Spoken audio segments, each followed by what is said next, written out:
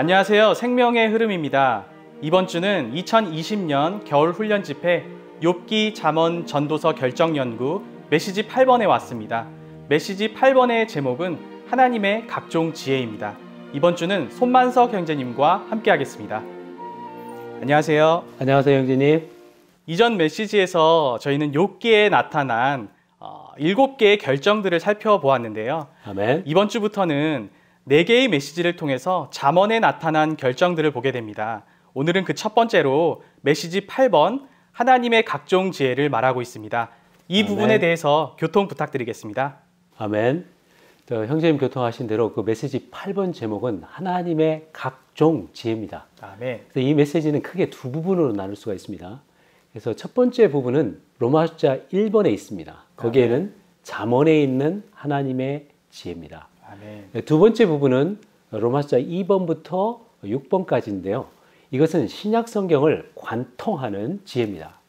그래서 로마 숫자 2번은 지혜로우신 하나님, 로마 숫자 3번은 지혜이신 그리스도, 로마 숫자 4번은 믿는 이들의 지혜가 되신 그리스도, 로마 숫자 5번은 지혜를 알리는, 나타내는 교회를 말하고 있고요.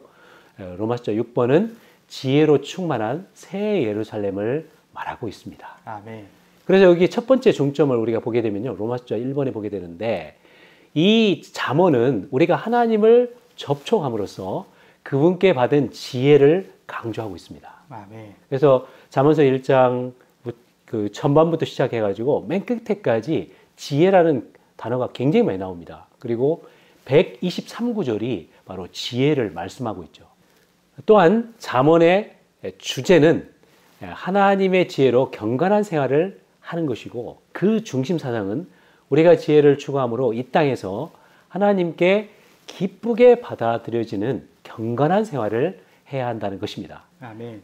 그래서 우리는 이 지혜의 근원이신 하나님을 접촉하고 또 지혜를 추구하고 경건한 생활을 살 필요가 있습니다. 아멘.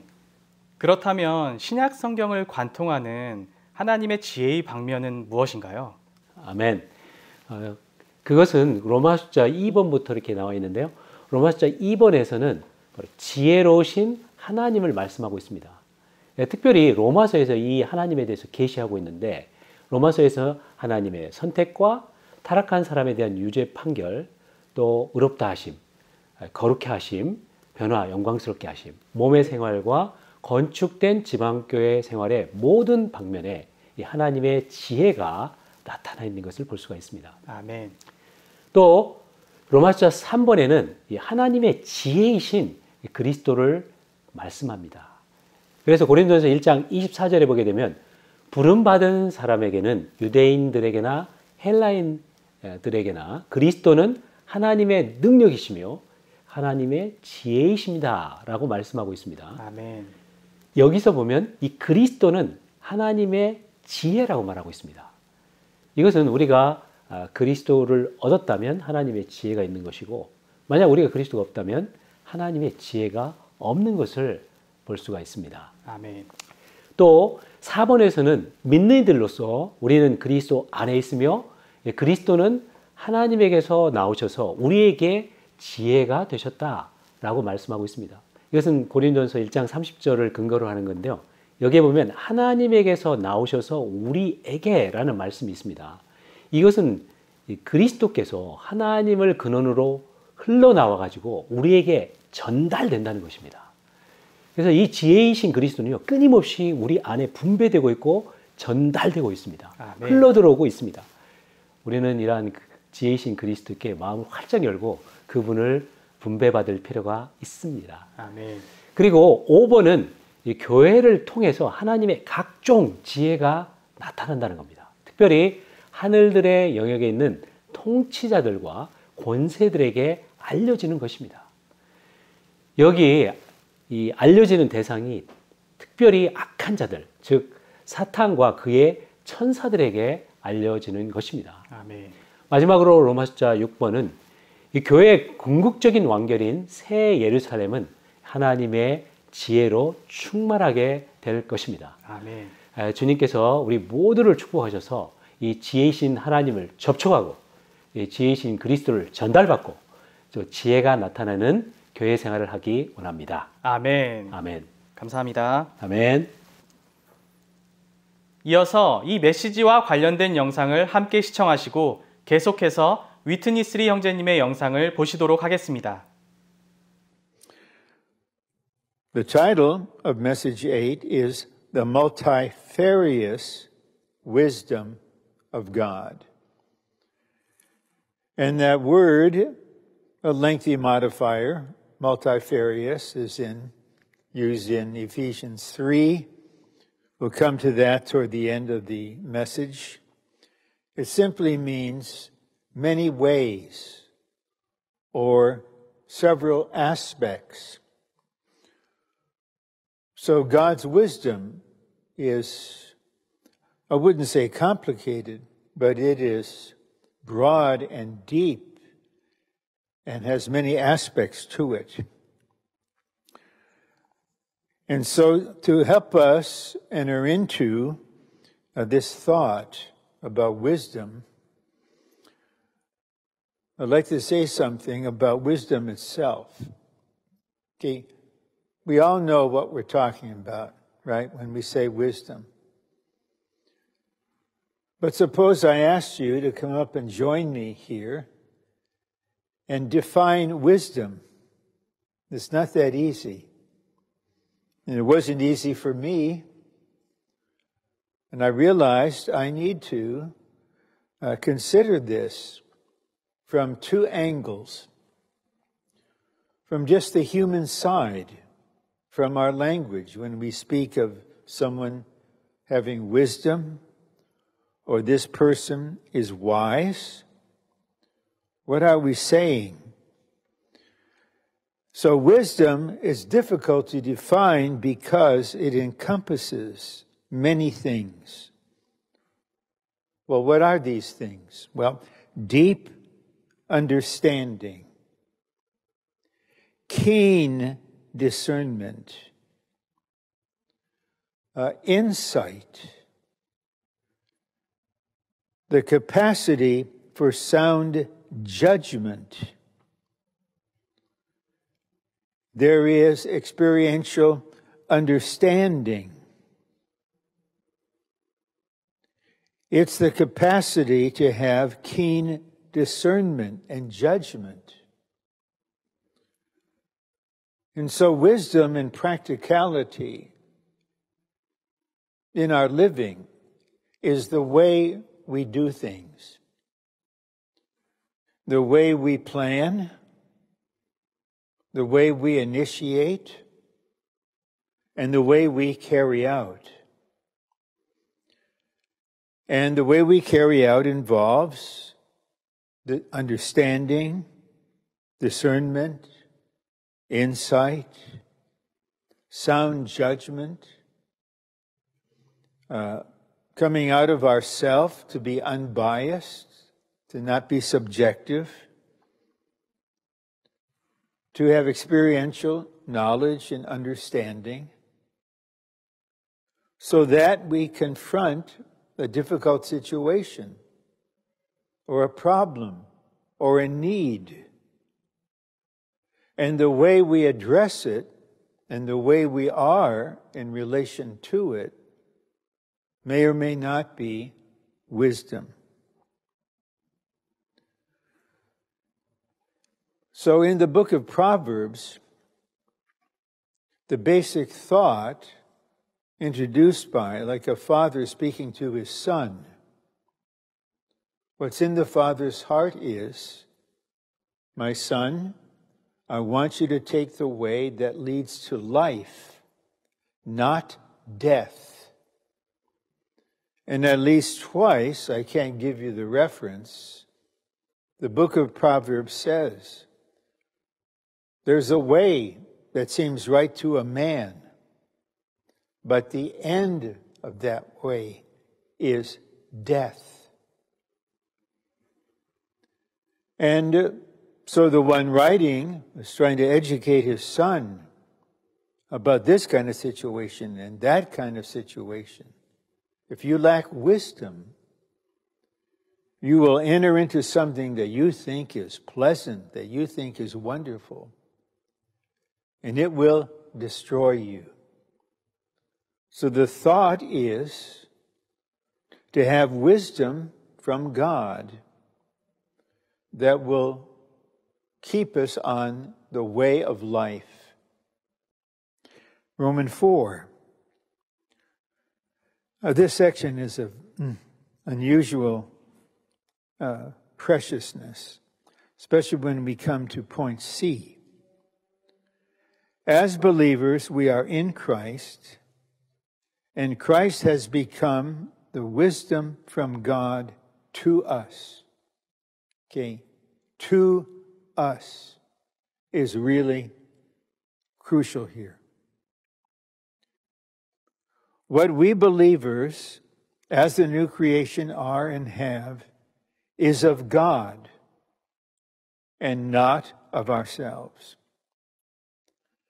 As our wisdom, Christ is all-inclusive, becoming wisdom to us from God in righteousness, sanctification, and redemption.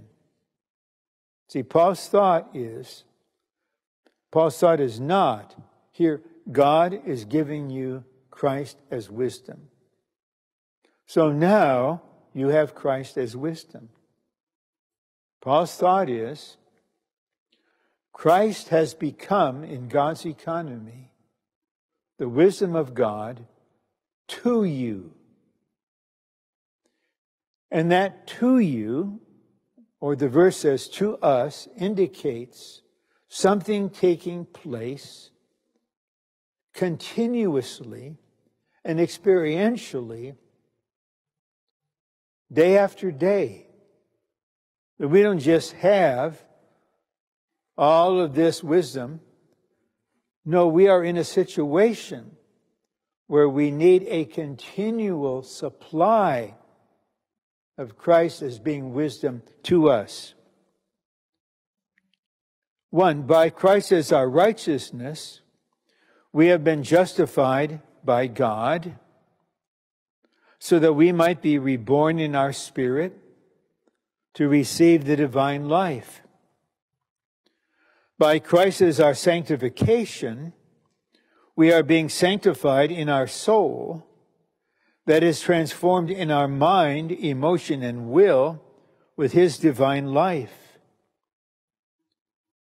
Christ is our redemption, is for the redemption of our body, by which we will be transfigured in our body with His divine life to have His glorious likeness.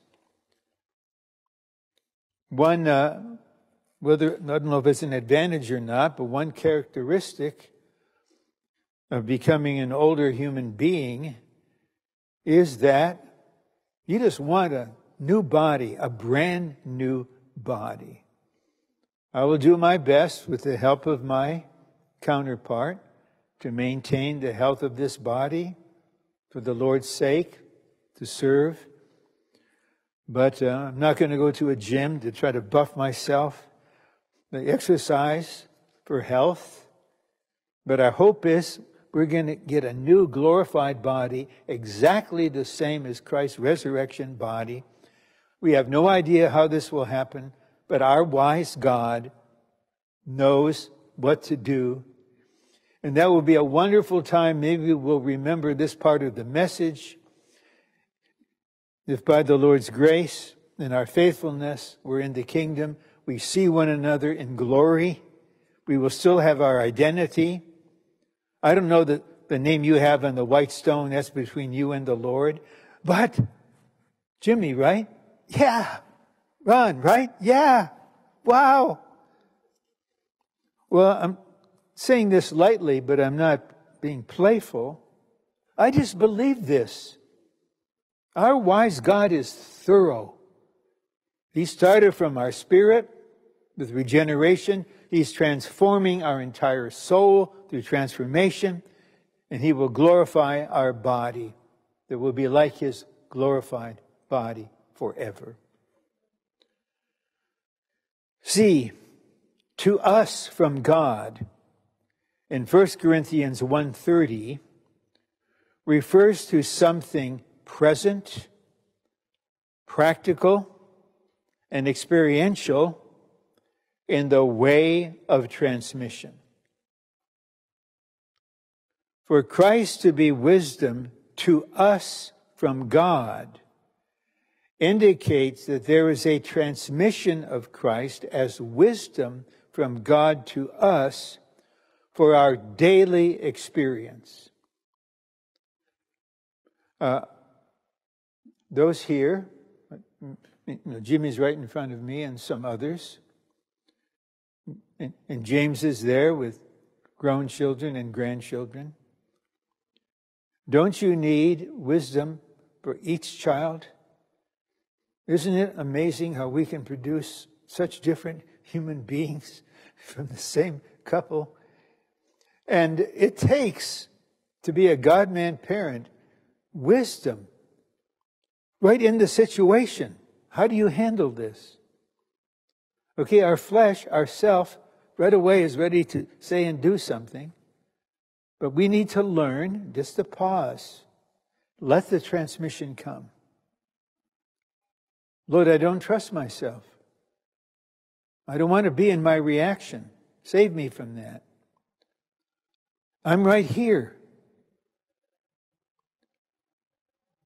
And the transmission comes. And then, a few hours later, the transmission comes. 2 days later, 1 week later, it's continual. This is how the Lord lived a life of wisdom. Christ, our wisdom, call it righteousness, sanctification, and redemption. Let's all read the verses from 26 through 31. For you see your calling, brothers, your calling that there are not many wise persons according to flesh, not many powerful persons, not many well-born ones. Now, we come to verse 30. But Paul's habit is always to use the word for, F-O-R, with but. When he explains something through the word for, then he always uses the word but. See, but brings in a contrast. But of him you are in Christ. You know what? This being in Christ implies three things. Implies that you are wise. Implies that you are strong. Implies that you are well-born. Now in Christ, let me ask you all this morning, in Christ, are you foolish or wise? I believe so. But you don't believe so. Even if you say yes, you don't believe so. In verse 30, Paul puts in but of him you are in Christ. You were born foolish, right? You were born weak. You were born low. But now you are in Christ. It is of God that you are in Christ. Now, in Christ means what? In Christ you are wise. In Christ you are strong. In Christ you are high. You are not low-born. You are high-born, well-born. My goodness, the regeneration is always high birth. You have to realize that you are in Christ. You have to boast of this, that you are in Christ. In Christ, implies what? Say it. Wise. Strong. Well Because we all have been born of God in Christ. We are the children of the royal family, the top royal family. This is our status. Christ became wisdom to us. He was never wisdom to us. You see, he was never wisdom to us. Why? Because you were never in him. When you believed in him, then God put you into him. You have to realize that makes Christ to become your wisdom. Once we got in him, he became our wisdom. He became our wisdom. Paul was very careful. You know, always in saying, we will always say, Christ became our wisdom. Christ became wisdom to us. This means something different from Christ being our wisdom, or from Christ becoming our wisdom. To us, wisdom to us is different from our wisdom. Day after day, you need Christ, what? To be wisdom to you. To you. To you. Like electricity. If you say, oh, this is our electricity, this is my electricity, that doesn't mean so much. But if you say, this is the electricity to me, my goodness, you know what will happen. Electricity to you, you will get electrified. You say, this is my electricity. It might be your electricity, yet it has nothing to do with you. And you are you, and electricity is electricity. But when electricity is to you, you cannot sleep so well.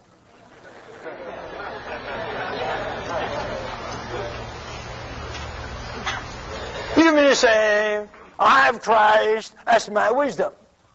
This is too general. This is too general. You have Christ as your wisdom, it doesn't work. But when Christ is wisdom to you, this works. This works. Am I right? Brothers, you have to realize Paul was a very sharp, smart writer, because he had not only the knowledge, he had also the experience, he had also the realization of Christians' real situation. We Christians all would say, we have Christ as our wisdom, we have Christ as our wisdom, but nothing happens. We have electricity as our power, but no light, no heat, nothing. Because electricity is not to you yet. You see the point? You have Christ as your wisdom, but Christ still is not wisdom to you. You haven't ever got electrified by Christ. Christ needs to become wisdom to you. And then what? From God. But Christ. Christ became wisdom to us from God. God is not a subject. rather from God, is an adverbial phrase. Right? Codifying how Christ became wisdom to us. From where? From whom? From God. Am I right? This kind of expression to us from God indicates what? Indicates something present, something practical, something experiential, not just conducting, speaking some fact. No. It indicates something present, practical, experiential, going on. Right? Like electricity to the building from the plant, right? Power plant, right? To the building from the power plant. There's a current, not just electricity staying there without a current. But now the current going on to the building from the power plant. It seems Christ was your wisdom, but not flowing from God to you now. You see? So Paul didn't say Christ was God's wisdom,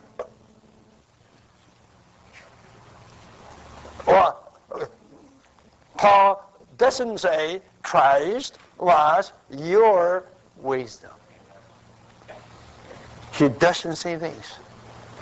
He says Christ became something flowing. You see, from God to you all the time. And this wisdom must be a present thing, a living thing, something flowing, going on from God to you. 그리스도는 하나님에게서 나오셔서 우리에게 지혜가 되셨음. 이제 우리는 하나님께서 그리스도를 우리의 지혜가 되게 하시는 것이 무엇을 의미하는지 살펴보기로 합시다. 형제 자매들이여, 여러분이 그리스도인이 된 지 수년이 되었다면 한 가지를 묻겠습니다. 여러분은 여러분 자신의 지혜 외에 주 예수님께서 여러분의 지혜가 되신 적이 있습니까? 주 예수님께서 한 번이라도 여러분의 지혜가 되신 적이 있습니까? 고린도전서 1장 30절은 주 예수님께서 우리에게 지혜를 주셨다고 말하는 것이 아니고 하나님께서 주 예수님의 지혜를 우리에게 주셨다고 말하는 것도 아니며 자신이 본래 우매했는데 지금은 하나님께서 자신에게 지혜를 주셔서 잘 깨달을 수 있다고 말하는 것도 아닙니다. 그렇습니다. 성경은 분명히 이렇게 말하지 않았습니다. 성경은 도리어 그리스도께서 하나님에게서 나오셔서 우리에게 지혜가 되셨다고 말합니다. 우리는 아론과 모세의 예를 들 수 있습니다. 모세는 하나님 앞에서 줄곧 자신이 말이 둔하고 혀도 둔하다고 말했습니다. 그래서 하나님은 레위 자손인 너의 형 아론이 있지 않느냐? 그가 너를 대신하여 백성에게 말할 것이다. 그는 너의 입이 되고 라고 말씀하셨습니다. 하나님은 아론이 모세의 입이 되게 하셨습니다.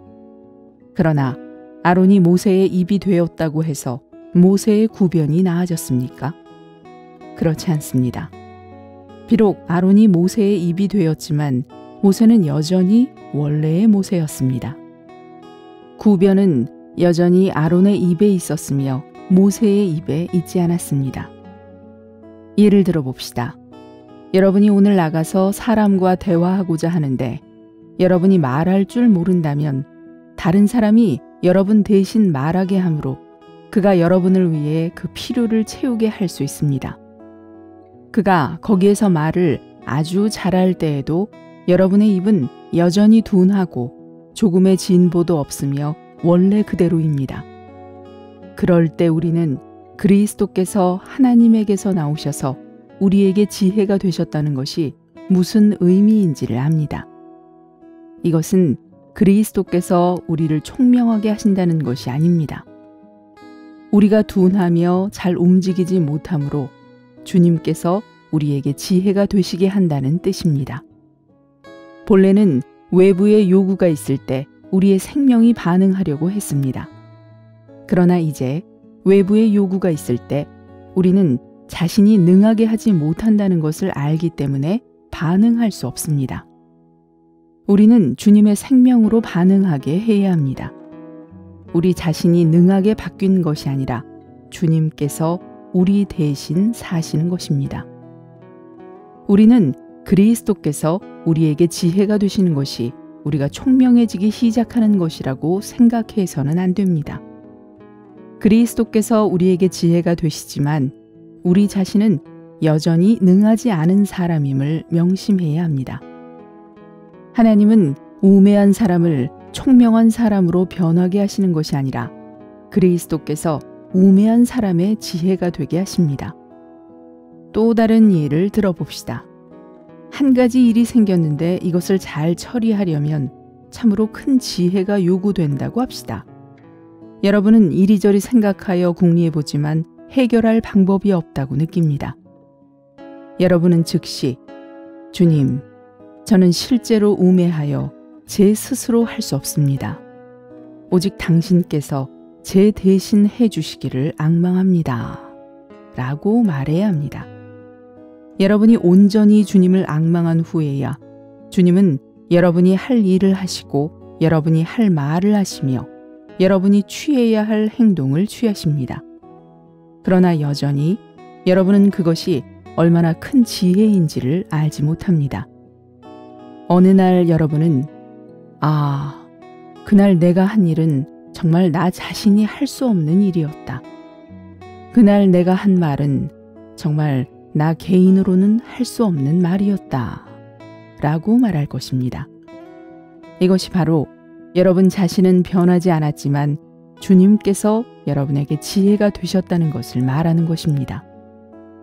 여러분 자신은 변할 수 없으므로 주님께서 여러분에게 지혜가 되시는 것입니다. 이것은 그리스도의 지혜가 변하여 우리의 지혜가 되는 것이 아니고 그리스도께서 우리에게 지혜를 주셔서 우리가 지혜 있게 되는 것도 아닙니다. 도리어 그리스도께서 우리 안에서 우리에게 지혜가 되시는 것입니다. 그리스도께서 우리에게 지혜가 되시는 것에는 세 가지, 즉 의와 거룩하게 함과 구속이 포함됩니다. 의와 하나님 사이에는 지극히 큰 관계가 있습니다. 우리가 하나님 앞에 있지 않다면 이 의와 불의의 문제를 떠올리지 않을 것입니다.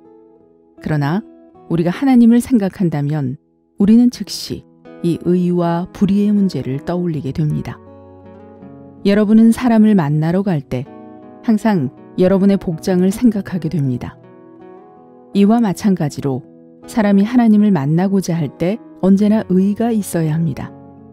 의가 없다면 하나님을 만나러 갈 수 없습니다. 그러므로 그리스도인의 생활 가운데 의는 기본적인 문제입니다. 의의 문제는 바로 다음과 같습니다. 우리는 매번 하나님 앞에 나아갈 때 무엇을 힘입어 하나님을 뵈러 갑니까? 많은 경우 우리는 무엇을 의지하여 하나님 앞에 나아가는지를 모릅니다. 우리는 좋은 행위가 바로 하나님 앞에 나아가게 하는 의라고 생각합니다. 어떤 사람은 오늘 나의 행위가 좋았고 아침부터 저녁까지 잘못을 저지르지도 않았으므로 나는 오늘 의롭다 라고 생각합니다. 만일 그의 행위가 불완전하다면 그의 의에는 결함이 생깁니다. 그는 그의 의가 곧 그의 행위라고 말합니다. 언젠가 하나님께서 우리의 눈을 열어주신다면 하나님 앞에서의 우리의 의는 우리의 행위가 아닌 다른 것임을 보게 될 것입니다. 하나님의 빛은 칼과 같아서 우리의 의를 행위로부터 분리해냅니다. 이전에 나는 하나님 앞에 나아갈 때 나의 행위가 곧 나의 의라고 생각했지만 이제 나는 내가 하나님 앞에 나아가는 데 있어서 그리스도께서 나의 의이심을 봅니다. 우리가 여기서 보아야 할 것은 하나님께서 그리스도를 우리의 의가 되게 하셨을 뿐 아니라 우리의 거룩하게 함도 되게 하셨다는 것입니다. 이 거룩하게 함은 하나의 사물이나 일종의 상태가 아닙니다. 도리어 한 분 그리스도입니다. 어떤 그리스도인은 거룩하게 함이 그리스도께서 나를 도우셔서 내가 거룩하게 되는 것이라고 생각합니다. 이 의미는 본래 나의 존재는 거룩하지 않지만 그리스도께서 나를 도우심으로 거룩하게 변화된다는 것입니다. 그러나 고린도전서 1장 30절이 우리에게 말하고 있는 것은 하나님께서 그리스도를 우리의 거룩하게 함이 되게 하셨다는 것입니다. 나는 자신의 힘을 의지하여 거룩하게 될 수 있는 것이 아니고 그리스도의 도우심을 힘입어 거룩하게 변하는 것도 아닙니다. 그분 자신이 나에게 거룩하게 함이 되시는 것입니다. 거룩하게 함은 그리스도 자신이지 그리스도의 도움이 아닙니다. 하나님은 그리스도를 우리의 의가 되게 하시고 우리의 거룩하게 함이 되게 하셨을 뿐 아니라 또한 우리의 구속이 되게 하셨습니다. 구속의 의미는 다시 사온다는 뜻입니다. 구속의 일에 있어서 세 가지 중요한 것이 있는데 첫째는 죄에 팔린 사람이고 둘째는 구속의 주님이며 셋째는 구속의 대가입니다. 주 예수님은 우리의 구속자가 되실 뿐 아니라 그분이 바로 우리의 구속이십니다. 만일 주 예수님께서 단지 우리의 구속자이시기만 하다면 구속자와 구속받는 사람 간에 지극히 밀접한 관계, 곧 생명을 구원해준 은혜의 관계가 발생한다 하더라도 둘은 여전히 피차 나누어져 있습니다. 그러나 주 예수님은 우리의 구속자이실 뿐 아니라 우리의 구속이십니다. 이것은 바로 우리의 구속이 한 사건과만 관계가 있는 것이 아니라 한 사람과도 관계가 있다는 것을 뜻합니다. 여러분은 이미 구속받은 사람이므로 주 예수님과 연합하여 한 몸이 되었고 둘이 하나가 되었습니다. 우리의 구속은 한 인격입니다. 여러분이 그분을 가졌다면 구속을 가진 것이며 여러분에게 그분이 없다면 구속이 없는 것입니다. 왜냐하면 그분이 바로 구속이시기 때문입니다. 그리스도께서 우리 안에서 우리에게 구속이 되시는 것은 특별히 우리의 몸과 관계가 있습니다. 우리에게 있는 가장 큰 소망은 몸의 구속입니다. 우리의 몸은 구속을 받아 그 썩어질 것을 벗어버리고 썩지 않을 것을 입으며 다시는 썩음의 노예 상태에 있지 않고 영광의 자유 안으로 들어갈 것입니다. 우리의 비천한 몸이 변형되어 그분의 영광의 형체와 같아질 것입니다. 이렇게 하여 우리의 온 존재, 영과 혼과 몸은 그리스도와 유기적으로 하나가 될 것이고 그리스도는 우리의 모든 것이 되실 것입니다. 이것은 우리로 말미암은 것이 아니라 하나님에게서 나온 것입니다. 본 내용은 워치만니 전집에서 발췌했습니다.